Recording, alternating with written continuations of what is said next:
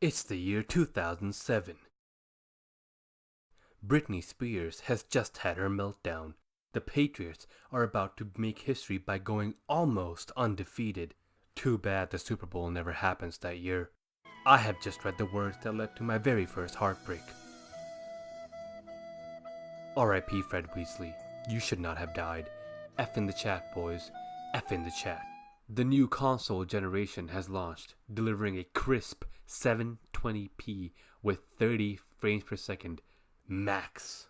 The first Apple iVersion has also launched, probably, creating a new era in the technology world. Finally, after years of World War II based video games, Infinity Ward and Activision are about to drop a bomb on the industry. Probably sometime around May 2007, I didn't actually do the research on this, they announced Call of Duty 4 Modern Warfare, a game that would create perhaps the greatest span of first-person shooters to date. Featuring, for the first time at that scale, a full-blown first-person shooter taking place in a modern world, with locations set all across the world. It brought upon with it a brand new engine that would be used by the franchise for over a decade, which at the time featured top-of-the-line graphics and gameplay systems that were both easy to learn and easy to master. It featured its greatest asset, relatability. The war in the Middle East was still going strong. Saddam Hussein had just died, and Osama bin Laden had died and came back to life like 4 different types. The stock market was about to crash, and Russia was not influencing the election probably, but it was influencing the war in the Middle East for CoD4. Now, 12 years later, Infinity Ward is ready to change the face of the franchise again. The franchise that reeked of staleness after Black Ops 2, and no new changes that were enough for people tired of the same thing, including myself. But now times have changed. Infinity Ward might make the CoD4 of this generation. Modern Warfare is, by itself, its own game. It's bringing so many changes to the franchise. Whether it's for the better or for the worse, we will find out. But it does show many promising things.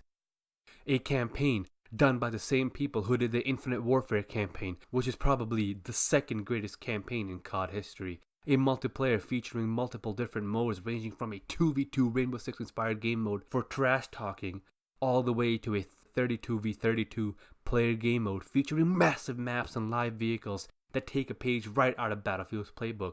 Oh no, Battlefield 5, will you survive this?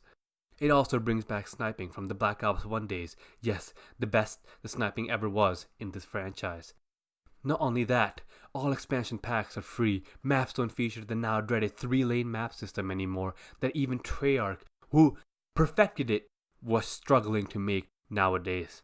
And each mode has its unique map.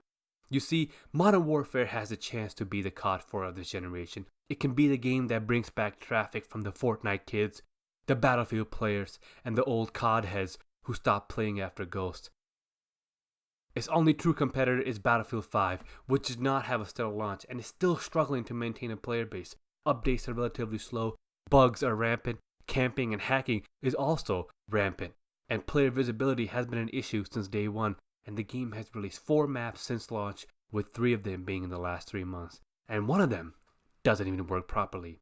Which brings me to my problem with Call of Duty Modern Warfare. You see, it is offering all post-launch content for free, except for maybe microtransactions. They're also offering unique maps for just about each game mode, as the 2v2, 6v6, 10v10, 20v20, and the 32v32 player game mode will have their own uniquely, specifically built maps. So that begs the question, how many maps will launch with the game? How many per game mode? If each game mode has 1 map, that's 5 maps. That's nearly half of traditional launch map numbers in the previous CoDs. Will the 6v6 and the 10v10 get most of the maps, while the others only have 2 or 3? How will the big game modes be supported? I know it's easy to say that because the 20v20 and the 32v32 are so big, you can go without new maps for a while.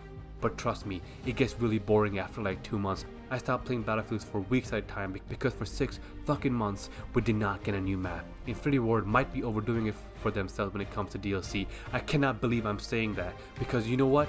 This game is amazing. If they can pull it off, I'll be happily in support of them. That's my rant for Modern Warfare.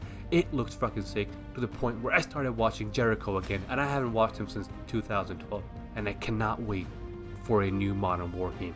I hope Battlefield 6 takes notes from this and launches in like 2021 or 2022 with a ton of support. And I also hope that Infinity Ward can keep their promises for this game, because this is their chance. This is their chance to be the CoD4. This is a chance to make Call of Duty great again. Also, thanks for watching. Love you guys. See you in the next one.